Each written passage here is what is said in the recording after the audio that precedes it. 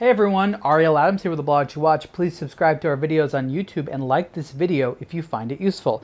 This is a review of the Jacob & Company Epic SF24.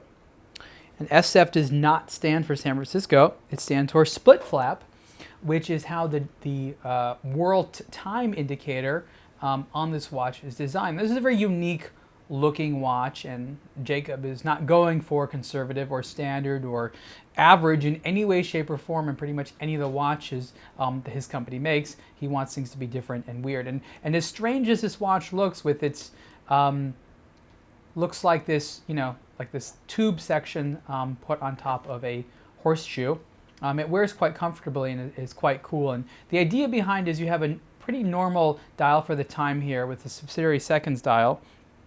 And then you have the SF24 part, which stands for split flap 24, because you have the time zone. So like at an old train station, actually a lot of current train stations still have these, how it displays information. So what you do here, there's a button on the side, and you use that to switch to time zones. And one area here will indicate the city, and the area here will indicate the time in 24-hour time. So as it is right now, if this was set up correctly, if it is, almost 3 o'clock here, then it would be, almost, almost 2 o'clock here, because this would be 1 o'clock. So if you push it, you can see it advances by one of the 24 time zones each time.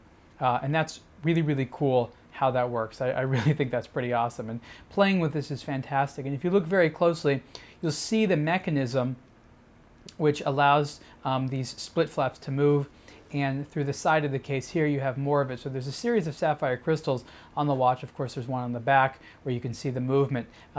There is a pattern here, I think it's called a metallization over the sapphire crystal. Actually it would be under the sapphire crystal, which has the Jacob & Company logo, as well as sort of a globe style design with these longitude and latitude lines. And it's a little bit difficult to see the movement. It creates a bit of an obstruction, which I think is a little bit weird. I don't think that necessarily needed to be there. I would have liked to see the movement a little bit better, but it's not that big of a deal. You can see the movement, which is their exclusive caliber JCAA02. It's automatic. It's comprised of 473 parts, operating at 4 hertz with a 48-hour power reserve.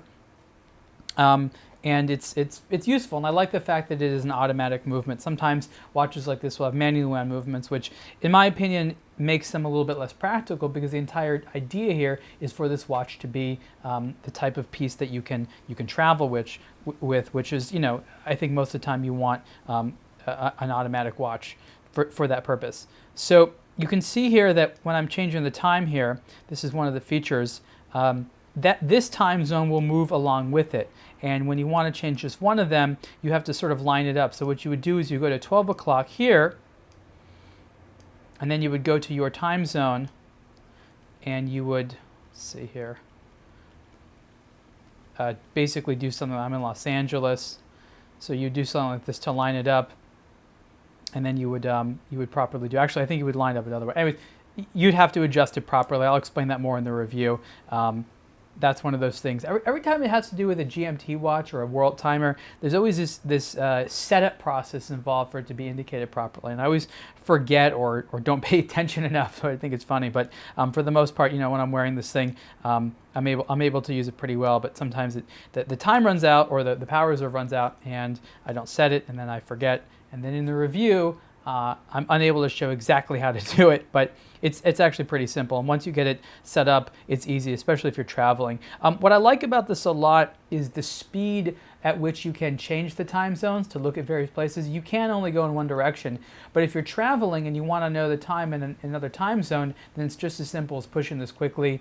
There are, of course, many different ways of indicating the world time on watches, and this is designed to be unique and cool and fun. And I have to say that the operation and adjustment of the world time function is a pleasure. It's really great. Anyways, the strap here is alligator with a nice rubber lining, which makes it very, very comfortable, something I appreciate.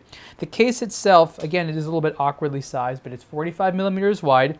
It's only 13.65 millimeters thick, which is not that thick. And you'll notice here, there's actually this black section is sort of inserted vulcanized rubber, which adds sort of a sporty look. So let's put the watch on to see how it looks on the wrist. Because when I saw this watch for the first time, the first thing I thought to myself was, I had no idea what that's actually going to look like when you're wearing it, because it just has such a sort of, not necessarily a strange look to it, but it has a unique look.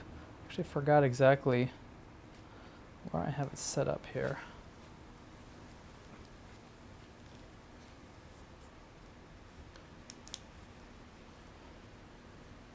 So as you can see, it looks much more appropriate on the wrist than you might expect just by seeing the design. I mean, have no doubt that the case design is extremely unorthodox, but you put it on and you realize a few things. One, it doesn't fit that oddly.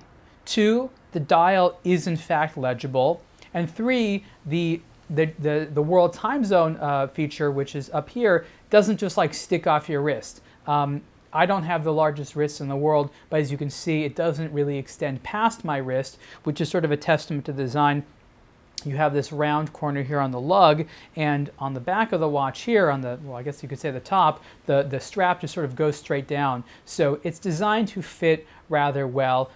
This crown here not being exactly in the center, again, is another testament to the sort of comfort, because it doesn't really get in your wrist. And so given the design, I think Jacob & Company did as much as they could do to ensure sort of good comfort and legibility, in addition to sort of executing this interesting concept. Another thing which I like here is this rounded sapphire crystal over the world time indicator is properly AR coded, so you don't have glare. So if you move it at various angles, you don't have glare, and you can also see the time relatively easily, which I think is good. The Epic SF24 is also part of a limited edition. I think it's 101 pieces in each version. It definitely is in this titanium model. Price for the Jacob & Company Epic SF24 is 66,000 Swiss francs in this titanium model, and in 18 karat rose gold it is 88,000 Swiss francs. And you can see the full review on aBlogtoWatch. Thanks.